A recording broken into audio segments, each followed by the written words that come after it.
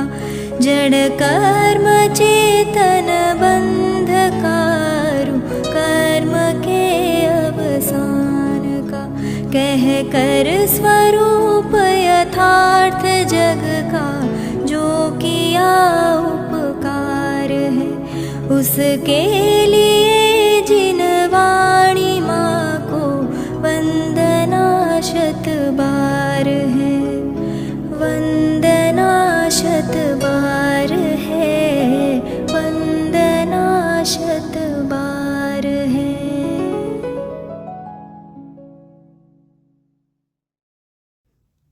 ओम नमः सिद्धेभ्यः ओम नमः सिद्धेभ्यः ओम नमः सिद्धेभ्यः। मंगलाचरण। प्रमाणादर्थ संसिद्धिस्तदा भासाद्विपर्ययः इति वक्षे तयोर्लक्ष्म सिद्धमल्पं लगीयसः। आ मंगलाचरण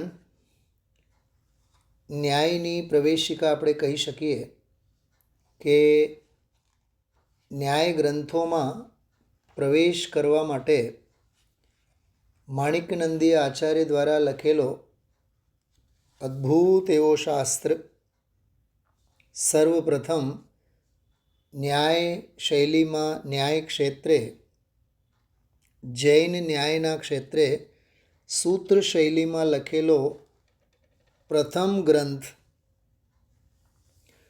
પ્રમેય રત્નમાલા જેની ટીકા છે તે જ ક્રમમાં આગળ પ્રમેય કમલ માર્તંડ નામના ગ્રંથો જે આચાર્ય મુનિ ભગવંતોએ ટીકા સ્વરૂપે લખેલા છે એનો જે મૂળ શાસ્ત્ર કોઈ છે તો પરીક્ષામુખ માણિક્યનંદી આચાર્ય દ્વારા લખેલી આ રચના છે અને દરેક ન્યાય શાસ્ત્રનો અભ્યાસ કરનાર કે જૈન ન્યાય અંગે કે ન્યાયની વિધિ વિધાન અંગે ન્યાય વ્યવસ્થા અંગે પ્રમાણ અને ન્યાયની વ્યવસ્થા અંગે સમજવા માગતા હોય એવા જિજ્ઞાસુઓને પરીક્ષામુખ શાસ્ત્રનો ચોક્કસ સ્વાધ્યાય કરવો જોઈએ. તો આગળ આ ન્યાયના ક્લાસમાં એકાદ વર્ગમાં એકાદ ક્લાસમાં આપણે પરીક્ષામુખના બધા જ અધ્યાયો અને સૂત્રોની એક સંક્ષિપ્ત સ્વાધ્યાય સ્વરૂપ વિવરણ લેશું, કક્ષા લેશું આપણે. તો એનો આ મંગલાચરણ છે અને આ મંગલાચરણમાં જે પહેલો ચરણ છે પ્રમાણાદર્થ સંસિદ્ધિ, પ્રમાણ વડે અર્થની સમ્યક સિદ્ધિ થાય છે. સંસિદ્ધિ, સન એટલે સની માથે મીંડું છે તો સમ્યકના અર્થમાં સમ વિશેષણનો પ્રયોગ કરવામાં આવે છે. જેમ કે સમ્યક દર્શન કે સમ્યક જ્ઞાન કે સમ્યક ચારિત્ર. તો સર્વત્ર જનાગમમાં સમ્યક વિશેષણનો પ્રયોગ કરવામાં આવે છે. તો સમ એ મૂળમાં વિશેષણ સમ પણ છે.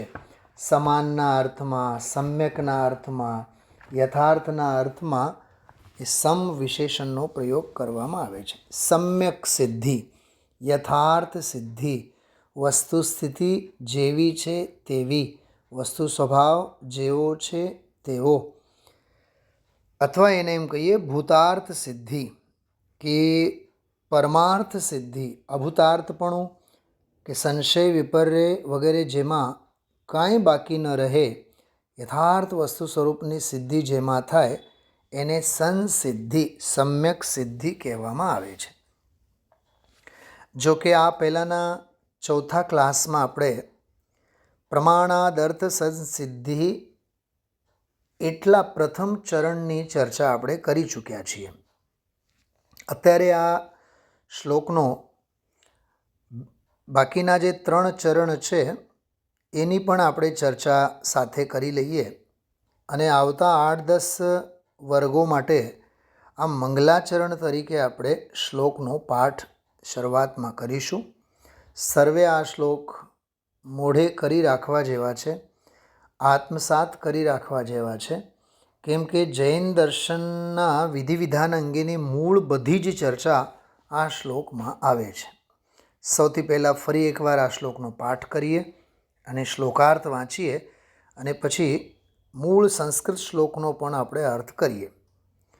પ્રમાણાદર્થ સંસિદ્ધિસ્તદા ભાસાદ વિપર્યયઃ ઇતિ વક્ષેતયોર્લક્ષ્મ સિદ્ધમલ્પમ લઘીયસઃ. श्लोकार्थ આપણે જોઈએ. प्रमाण से अर्थ की सिद्धि होती है और प्रमाणाभास से विपर्यय अर्थात अर्थ की सिद्धि नहीं होती है.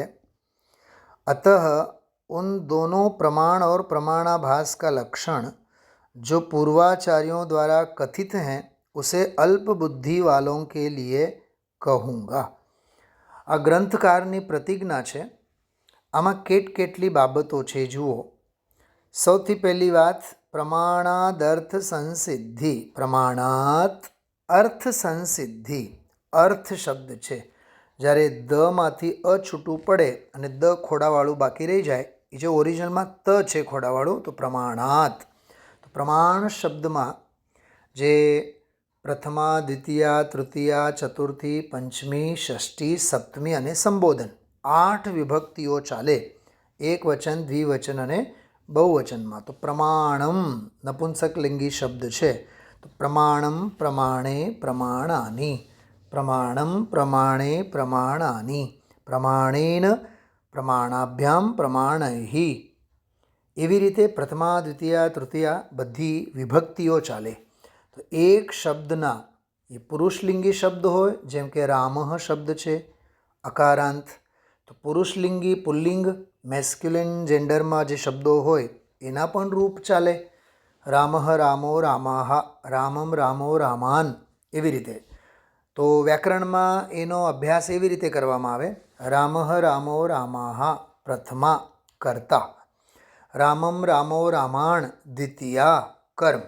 તો પ્રથમા વિભક્તિ કર્તાના અર્થમાં હોય, દ્વિતીયા વિભક્તિ કર્મના અર્થમાં હોય, તૃતીયા વિભક્તિ કરણ એટલે સાધનના અર્થમાં હોય, ચતુર્થી વિભક્તિ સંપ્રદાન અથવા જેને માટે કોઈ પણ કાર્ય સંપન્ન થાય તો કોઈને કોઈ માટે હોય, એટલે કોઈના હેતુએ હોય, કોઈના પ્રયોજને હોય, એને સંપ્રદાન કહેવાય, જે ચતુર્થી વિભક્તિ કહેવાય છે. તો કોઈને માટે હોય તો સંપ્રદાન ચતુર્થી. અપાદાન આ પણ એક હેતુ છે કે કારણ છે. ધ્રુવમ અપાદાને અપાદાનમ, જે ધ્રુવ મૂળ અપાદાન છે, અપાદાન શબ્દ છે. ઉપાદાન શબ્દ તો આપણે ઘણીવાર સાંભળ્યું છે. નિમિત્ત અને ઉપાદાનના સંદર્ભમાં ઉપાદાન એટલે મૂળ વસ્તુ, પણ અહીંયા અપાદાન કહેવાય વિભક્તિઓના અર્થમાં. વ્યાકરણમાં અપાદાન એટલે મૂળ હેતુ. જેમ કે ઝાડની ડાળીઓએ ફળો લચી પડે. હવે દર વર્ષે એમાં ફળો લચી પડે, પાંદડા આવે, ફૂલ આવે, પણ ડાળી તો એવી ને એવી હોય. તો મૂળ આશ્રયભૂત જે ધ્રુવ ઉપાદાન છે, ધ્રુવમ અપાદાને, એને અપાદાન કારણ કહેવામાં આવે છે. જેમ તૃતીયા વિભક્તિનું કરણ સાધન એ સાધન છે, એમ આ પણ અપાદાન કારણ કહેવામાં આવે છે. જેમ કે કુમ્હાર છે એ ઘડો બનાવે, માટીના વાસણો બનાવે. તો માટીના વાસણો બનાવવા માટે મૂળ ધ્રુવ અપાદાન કયું? તો કહે છે કે માટી છે. તો માટી અખૂટ છે એની પાસે. વાસણો નિત નવા બનશે, તૂટશે, પણ માટી તો એમનેમ જ છે.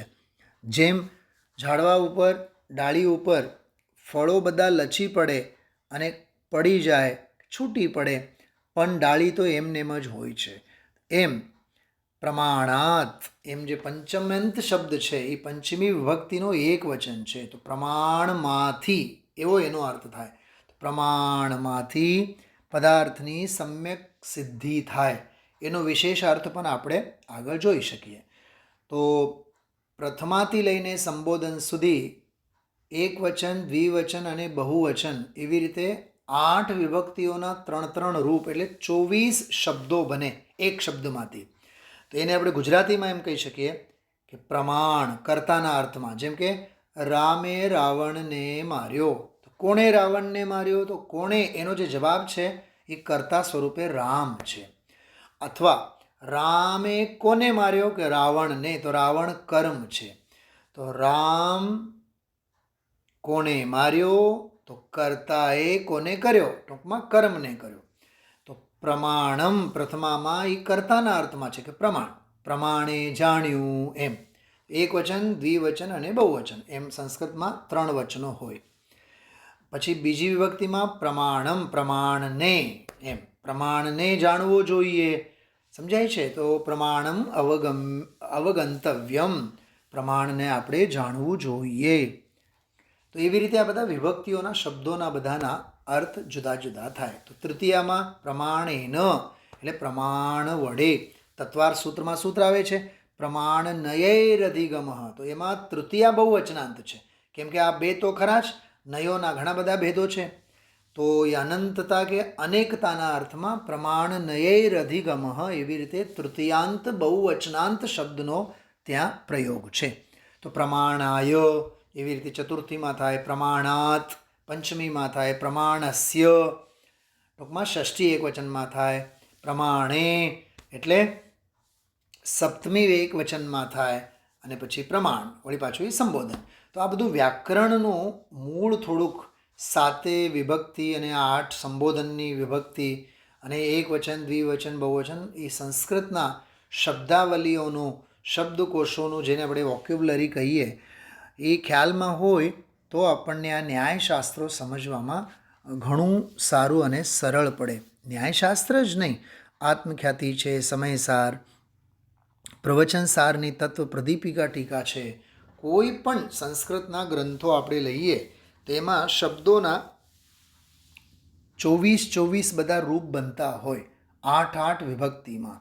એમાં પછી અકારાંત શબ્દો જુદા, જેમ કે રામ, મમાં અ છે તો રામ અકારાંત કહેવાય, અ અંતમાં છે, છેલ્લે છે. એવી જ રીતે સીતા, તામાં આ છે આકારાંત, એના પછી રૂપ જુદા જુદા ચાલતા હોય. તો આવું બધું થોડુંક વ્યાકરણ. પંડિત ટોડરમલજીની જે વાત છે, સલાહ છે મોક્ષમાં પ્રકાશકમાં, કે થોડા બહુત ન્યાય વ્યાકરણ કા અભ્યાસ હોના ચાહીએ. એટલે થોડું ઘણું તો આપણે ન્યાય વ્યાકરણનો અભ્યાસ કરવો જોઈએ, જેથી મોટા મોટા જે ગ્રંથો છે, જે ગૂઢ ગંભીર સંસ્કૃત, પ્રાકૃત, ન્યાય શૈલીમાંના, વ્યાકરણ શૈલીમાંના સિદ્ધાંત ગ્રંથો વગેરે છે, એમના અર્થો ખુલે, સ્પષ્ટ થાય. માટે વ્યાકરણ, ન્યાય, આ બધા પ્રાચીન, જેને કહે ને કે આ બધું વ્યાકરણ ગ્રંથો પાયાના બધા શાસ્ત્રો છે.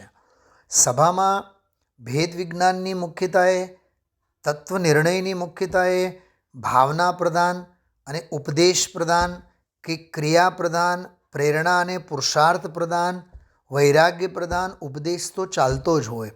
પણ જિનાગમમાં સમયસાર જેવા, પ્રવચનસાર જેવા, નિયમસાર જેવા શાસ્ત્રોમાં જે અધ્યાત્મ, સિદ્ધાંત, વૈરાગ્ય, જૈન દર્શન, આ બધા જે પાયાની વિષય વસ્તુઓ છે, પાયાની જે પદ્ધતિઓ છે, વસ્તુ સ્વરૂપની નિરૂપણ પદ્ધતિઓ છે, એમને સમજવા માટે યુક્તિ, નય, પ્રમાણ એટલે પ્રમાણ, નયાત્મિકા, યુક્તિ, પ્રમાણ અને નય સ્વરૂપ જે યુક્તિ છે, ગઈ ક્લાસમાં આપણે યુક્તિની વ્યાખ્યા કહી હતી. તો એ પ્રમાણ અને નય સ્વરૂપે જે યુક્તિ હોય, જે યુક્તિઓનું અવલંબન લેવું જોઈએ, એ યુક્તિનું અવલંબન એટલે જ જૈન ન્યાયનો અભ્યાસ, કે પ્રમાણ કે નયનો અભ્યાસ. એવી રીતે લોજિક આપણે વાપરવી જોઈએ, તર્ક આપણે વાપરતા હોઈએ છીએ.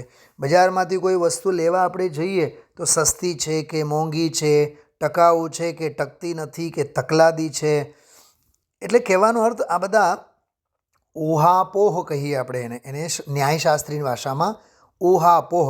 તો ઊહાપોહ એટલે તર્ક વિતર્ક, તર્ક વિતર્કો આપણે કરીને જ પછી કોઈ પણ વસ્તુ અંગે આપણે નિર્ણય લેતા હોઈએ છીએ. વસ્તુ ખરીદવી હોય, વસ્તુ આપણે આ ભોગવટામાં વાપરવી હોય, કોઈ પણ ભૌતિક વસ્તુઓ, તો એના સંદર્ભમાં ઇવન આપણે નોકરી છે, આજીવિકા છે, ધંધો વ્યાપાર છે, ઘર પરિવાર છે, આ બધું સારા સાર આપણે વિચારતા હોય, પછી જ એક નિર્ણય ઉપર આપણે પહોંચી જતા હોય. તો આમાં પણ એ જ વાત કરે છે કે પ્રમાણ વડે પદાર્થોની પ્રસિદ્ધિ થાય. આપણે એક અર્થ આના પહેલાં પણ સાંભળ્યું છે, પ્રમાણ એટલે તીર્થંકર અરહંત ભગવાન. કેમ કે પ્રમાણ શબ્દનો અર્થ આપણે ચોથી કક્ષામાં જોયું છે. પ્ર એટલે ઉત્કૃષ્ટ એટલે જગત પૂજ્ય, ત્રિલોક પૂજ્ય, અને મા એટલે લક્ષ્મી થાય. મા એટલે માતા, મા તો થાય પણ મા એટલે લક્ષ્મી થાય. અને આણ, અણનમ ઇતિ આણ, આણ એટલે ધ્વનિ થાય. તો પ્ર એક ઉપસર્ગ છે જેનો અર્થ થાય પ્રકૃષ્ટ. પ્રકૃષ્ટ એટલે સર્વોત્કૃષ્ટ. તો સર્વોત્કૃષ્ટ અંતરંગ અને બહિરંગ લક્ષ્મી જેની પાસે છે તો પ્રમાં. તો અંતરંગ લક્ષ્મી એટલે અનંત ચતુષ્ટય અને બહિરંગ લક્ષ્મી એટલે સમો શરણાદિ જે વૈભવ છે. સૌ ઇન્દ્રો જેમને નમે છે, સ્વર્ગમાંથી દેવોનું આગમન થાય છે, પંચકલ્યાણકો જેવી ઉજવણીઓ જેમની ઉજવાય છે, એ બધી બાહ્ય લક્ષ્મી છે. તો બાહ્ય પુણ્યનો વૈભવ અને અંતરંગ આત્મવૈભવ. જો આ પણ એક બે શબ્દો તરફ ધ્યાન આપીએ. બાહ્ય લક્ષ્મી છે એ પુણ્યનો વૈભવ છે અને અંતરંગ લક્ષ્મી છે એ અધ્યાત્મનો અંતરંગ વૈભવ છે, જે આત્મિક વૈભવ છે, આત્મ સંપદા છે. અને ઓલી તો ભૌતિક સંપદા છે, ભૌતિક વૈભવ છે. પણ અરહંત ભગવંતોના આપણે 46 ગુણો કહીએ કે 46 અતિશયો કહીએ આપણે, તો એ 46 ગુણોમાં 46 જે ગુણો હોય એમાં 42 ગુણો કે 42 અતિશયો તો બધા જન્મકૃત હોય, દેવકૃત હોય, કેવળ જ્ઞાન સંબંધી હોય, ટૂંકમાં બધા પૌદ્ગલિક, પૂદ્ગલાશ્રિત, શરીરાશ્રિત, સંયોગ આશ્રિત છે. ટૂંકમાં 9 કર્મોને આશ્રિત બાહ્ય પૂદ્ગલ વૈભવ હોય. બરાબર, એને બાહ્ય લક્ષ્મી કહેવાય. અને માત્ર 4 અનંત દર્શન, અનંત જ્ઞાન, અનંત સુખ અને અનંત વીર જે આત્મસંપદા છે, સ્વચતુષ્ટય છે, બસ તે જે આત્માના ગુણો છે. કહેવાનો અર્થ એવું છે કે અંતરંગ અને બહિરંગ બેઉ પ્રકારની સર્વોત્કૃષ્ટ પ્રકૃષ્ટ લક્ષ્મી જેમની પાસે હોય અને બાહ્યમાં દિવ્ય ધ્વનિ, વાણી જે છે, ધ્વનિ જે છે, જગતના સંસારી જીવોની ધ્વનિ કે બોલચાલનો વ્યવહાર એ રાગ દ્વેષ કશાયથી ખરડાયેલો જ હોય. એમાં કશાયોનો અભિપ્રાય હોય, કશાય પીડિત હોય, કશાય પ્રેરિત હોય. એટલે જનાગમમાં જો હિત મિત અને પ્રિય વાણી બોલવાનો ઉપદેશ આપવામાં આવે છે. મુખચંદ્ર તે અમૃત ઝરે. છડાળામાં તો એવું લખ્યું કે મુનિરાજોના શ્રી મુખેથી જે વાણી ખરે, દિન રાત આત્મા કા ચિંતન, અરુ સંભાષણ મેં વહી કથન, નિર્વસ્ત્ર દિગંબર કાયા સે ભી પ્રગટ હો રહા અંતર મન.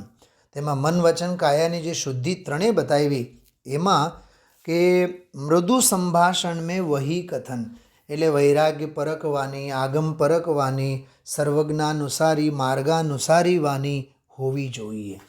તો જેમની દિવ્ય ધ્વનિ અંતરંગ અને બહિરંગ લક્ષ્મી, સમો શરણાદિ અને અનંત ચતુષ્ટય સંપદા જેમની પાસે છે, પ્રકૃષ્ટ. અને વાણી એટલે દિવ્ય ધ્વનિ. પ્રવચન સારને માટે તો આપણને એમ કહીએ ને કે આપણે દિવ્ય ધ્વનિનો એ સાર છે, ભગવાનની વીતરાગમય વાણીનો એ સાર છે. એવી રીતે પ્રમાણ શબ્દનો અર્થ થાય તીર્થંકર ભગવાન, જેમની વાણી ખરે છે. જો કે કેવળીના 7 પ્રકારો હોય છે. ઉપસર્ગ કેવલી હોય, અંતઃકૃત કેવલી હોય, મૂક કેવળી હોય, 7 પ્રકારના કેવળીઓ હોય. એમાં તીર્થંકર કેવળી જેમને આપ્ત કહેવામાં આવે છે, સર્વજ્ઞ ભગવાન જેમના થકી મોક્ષ માર્ગનો ઉપદેશ મળે છે, એને આપ્ત કહીએ. રતગણ શ્રાવકાચાર કે ન્યાયના બીજા બધા ગ્રંથોમાં આપ્ત શબ્દનો પ્રયોગ કરવામાં આવે છે. જેમ કે શ્રદ્ધાનમ પરમાર્થાનામ આપ્તાગમ તપોભ્રતામ. આપ્ત, આગમ અને તપોભ્રત. તપોભ્રત એટલે જે મુનિરાજ છે, તપો વડે આત્માનું ભરણ પોષણ કરનારા છે, એવા તે તપોભ્રત એટલે ગુરુ એટલે મુનિરાજ. અને આપ્ત એટલે જેમના થકી માર્ગની પ્રાપ્તિ ભવ્ય જીવો માટે થાય. ખાસ કરીને અધ્યાત્મ ગ્રંથોમાં, ન્યાય ગ્રંથોમાં દેવને કે સર્વજ્ઞ દેવ ભગવંતોને આપ્ત કહેવામાં આવે છે. આપ્ત શબ્દ વડે જ એમને સંબોધવામાં આવે છે. જેમ કે બહુ સરસ મજાનો ગ્રંથ છે આપ્તમીમાંસા, સમંતભદ્ર આચાર્યનો જે ગ્રંથ છે એવું કહેવાય છે. ગંધહસ્તી મહાભાષ્ય જે એમને ગ્રંથ લખ્યો, એ ગંધહસ્તી મહાભાષ્યની જે ટીકા છે, ગંધહસ્તી મહાભાષ્ય પોતે સ્વતંત્ર ગ્રંથ છે. એ ગંધહસ્તી મહાભાષ્યનો જે મંગલાચરણ છે, એ મંગલાચરણ 114 શ્લોકોમાં 114 કારિકાઓમાં છે. એ જે 114 કારિકાઓ છે એમનું જ નામ છે આપ્તમીમાંસા. એ આખું એક સ્વતંત્ર શાસ્ત્ર સ્વરૂપે ઉપલબ્ધ છે આપણી પાસે, જેનું બીજું નામ છે દેવાગમ સ્તોત્ર આપ્તમીમાંસા. તો આપ વિચાર કરો કે આપ્ત એટલે તીર્થંકર ભગવાન, તો પ્રમાણ શબ્દનો અર્થ થયું તીર્થંકર ભગવાન. આની ચર્ચા તો આપણે કરી ચૂક્યા છીએ. તો પ્રમાણાત અર્થ સંસિદ્ધિ એટલે પ્રમાણ વડે, જો અહીંયા સાધન તો લીધું જ લીધું, પણ સાધન કરતાં પણ પંચમી વિભક્તિ જે છે, હમણાં જે આપણે વ્યાકરણની બધી વાત કરી, અપાદાન હેતુ, તો પ્રમાણમાંથી પદાર્થોની પ્રસિદ્ધિ થાય છે. કેટલો ગંભીર અર્થ નીકળ્યો કે જે વિશ્વ વ્યવસ્થા છે, જે 6 દ્રવ્ય 7 તત્વ 9 પદાર્થ, આ બધું જોયું કોને, જાણ્યું કોને, કહ્યું કોણે? તો કહે છે કેવળ જ્ઞાન રૂપી કે અરહંત ભગવાન રૂપી કે તીર્થંકર પરમાત્મા રૂપી અથવા પ્રમાણમાંથી તે પદાર્થોની પ્રસિદ્ધિ થઈ છે. એવી રીતે પ્રમાણાત અર્થ સંસિદ્ધિ, પ્રમાણ વડે પદાર્થોની પ્રસિદ્ધિ થાય છે. અથવા પ્રમાણ માટે બીજો શબ્દ આપણે કહીએ તો સમ્યક જ્ઞાન. તો સમ્યક જ્ઞાન વડે જ પદાર્થોની પ્રામાણિકતા સિદ્ધ થાય છે, યથાર્થ પ્રસિદ્ધિ થાય છે. અચ્છા, ત્રીજો એક બહુ સરસ આધ્યાત્મિક અર્થ આપણે કરી શકીએ. પ્રમાણ એટલે સમ્યક જ્ઞાન, પ્રમાણ એટલે ભેદ જ્ઞાન, પ્રમાણ એટલે આત્મજ્ઞાન. તો આત્મજ્ઞાન વડે જ, અર્થ એટલે પદાર્થ કે 6 દ્રવ્ય 7 તત્વ 9 પદાર્થ કે આત્મા. તો આત્મજ્ઞાન વડે જ આત્માની પ્રસિદ્ધિ થાય છે. સીધો એનો અર્થ એમ થયો, જ્યાં આત્મજ્ઞાન હોય ત્યાં આત્મજ્ઞાન વડે જ આત્માની પ્રસિદ્ધિ થાય કે આત્મખ્યાતિ થાય. એવું આનો આપણે સામાન્ય અર્થમાં પણ લઈ શકીએ, પ્રમાણ વડે પદાર્થોની સિદ્ધિ થાય છે. બીજા અર્થમાં અરહંત ભગવંતો, તીર્થંકર ભગવંતો વડે જ પદાર્થો આપણા ખ્યાલમાં આવે છે કે ભવ્ય જીવોને એ વસ્તુ વ્યવસ્થા સમજાય છે. અને ત્રીજો આધ્યાત્મિક અર્થમાં આત્મજ્ઞાન વડે જ, સમ્યક જ્ઞાન વડે જ આત્મા જે પરમ પદાર્થ છે એની એને પ્રસિદ્ધિ અને ખ્યાતિ થાય છે. એવી રીતે પ્રમાણાત અર્થ સંસિદ્ધિ એટલે પ્રમાણ વડે પદાર્થોની સિદ્ધિ થાય છે. તો આગમ અને અધ્યાત્મ પરખ આપણે આ પ્રમાણાત અર્થ સંસિદ્ધિ એનો અર્થ કરી શકીએ. બીજી વ્યાખ્યા એમાં આપી છે પ્રમાણાભાસ સે વિપર્યય અર્થાત અર્થ કી સિદ્ધિ નહીં હોતી. કહેવાનો અર્થ પ્રમાણાભાસ વડે પદાર્થોની પ્રસિદ્ધિ થતી નથી. બે વસ્તુની વાત આપણે કરી જ છે, એક છે પ્રમાણ અને બીજું છે પ્રમાણાભાસ. ન્યાય ગ્રંથોમાં પ્રમાણનું સ્વરૂપ, પ્રમાણના પ્રકારો, પેટા પ્રકારો, પ્રમાણનો વિષય, પ્રમાણનો ફલ અને છેલ્લે પ્રમાણાભાસ. કેમ કે જ્યાં અસલી વસ્તુ હોય, ભૂતાર્થ હોય, ત્યાં અભૂતાર્થ પણ હોય, અભૂતાર્થનો પણ વ્યવહાર હોય. જેમ કે અસલી વસ્તુ છે તો નકલી પણ હોય. જેમ કે બજારમાં 500, 1000 કે 2000 રૂપિયાની અસલી નોટો આવે તો એ અસલ નોટો આપણા હાથમાં આવે ન આવે એ પહેલાં તો નકલી નોટો બધી ફરતી હોય છે. ખાનપાનની વસ્તુઓમાં પણ એવું જ જોવા મળે છે, ડુપ્લિકેટ એની વસ્તુઓ બનતી જ હોય. તો પ્રમાણ છે તો પ્રમાણાભાસ પણ છે. તો એના પ્રકારોમાં, વિષયમાં, ફલમાં, બધામાં એના મિથ્યા સ્વરૂપ કેવી રીતે. એવી જ રીતે આપણે નયોમાં પણ લીધો હતો. નયોનો સ્વરૂપ છે તો નયોનો મિથ્યા સ્વરૂપ પણ છે, અને નયોનો મિથ્યા સ્વરૂપ છે તો પેટા પ્રકારોમાં પણ નયાભાસપણું છે, એમના વિષયોમાં છે, એમના ફલોમાં છે. એવી રીતે બધી ચર્ચા લેવામાં આવી.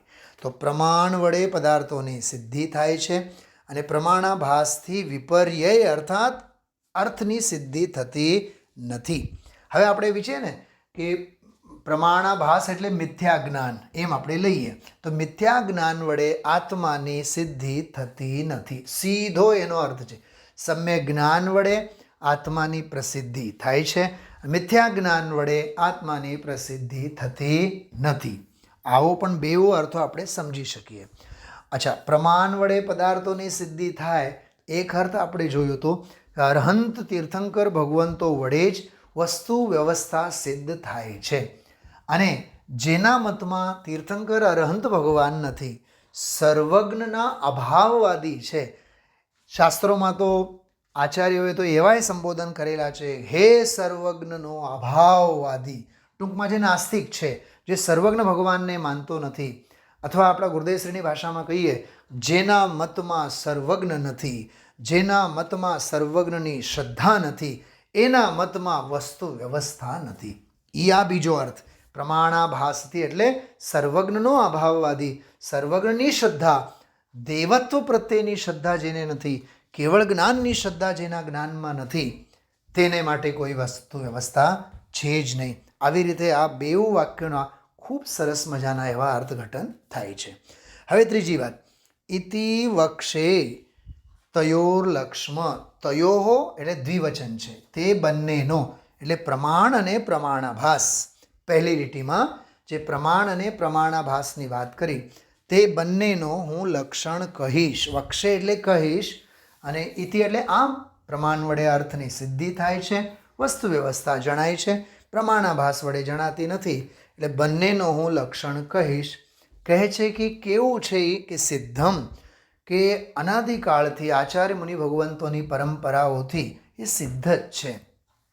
બહુ સરસ નિયમ સારમાં એક કળશ આવે છે શરૂઆતમાં, કે ગણધર ગુણધર રચિતમ, કે ગણધરો ગુણોને ધરનારા ગણધરો વડે જે પરમાગમનો અર્થ પહેલેથી પ્રસિદ્ધ જ છે, અને એ પ્રસિદ્ધ અર્થને કહેનારા અમે કોણ મંદ બુદ્ધિવાળા. ભાવલિંગી સંત એમ કહે છે પદ્મપ્રભ મલધારી મુનિરાજ, કે અમે મંદબુદ્ધિ છીએ. અમે કોણ મંદબુદ્ધિ છીએ કે પ્રસિદ્ધ અર્થને કહેવા જઈ રહ્યા છીએ. ટૂંકમાં આચાર્યોની લઘુતા છે, આચાર્યોનું એ નિર્માણપણું છે.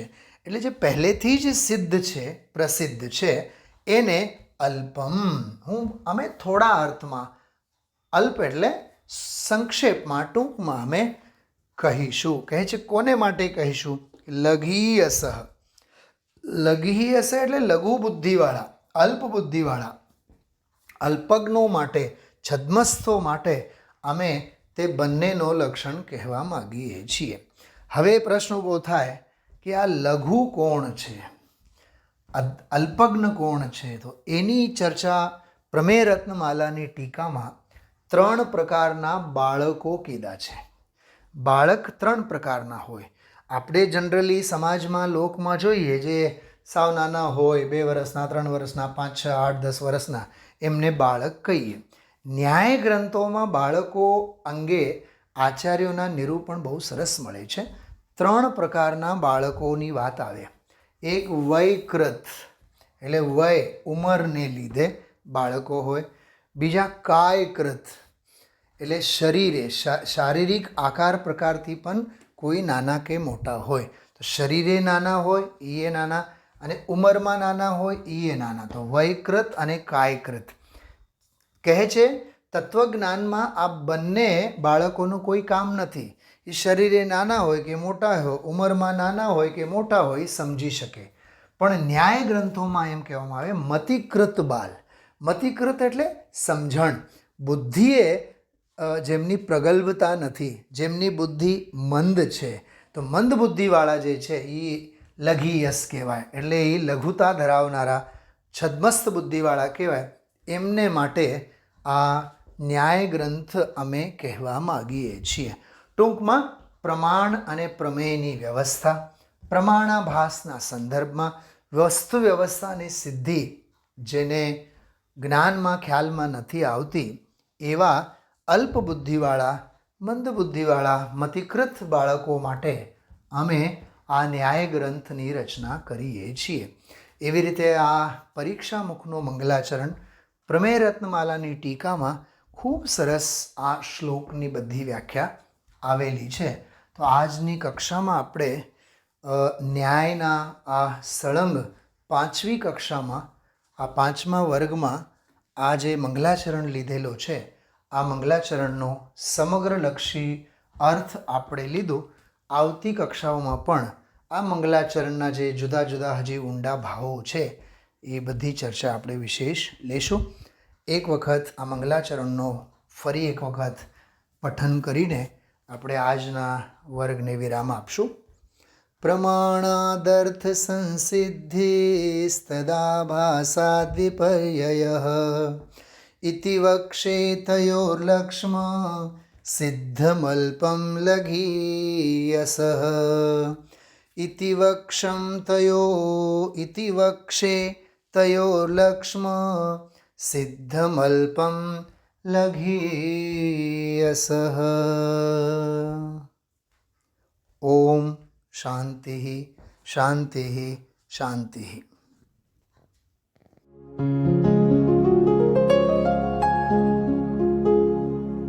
निज निधि निज में बताए यह अनंत उपकार है उसके लिए जिन वाणी माँ को वंदना शत बार है वंदना शत बार है वंदना शत बार है.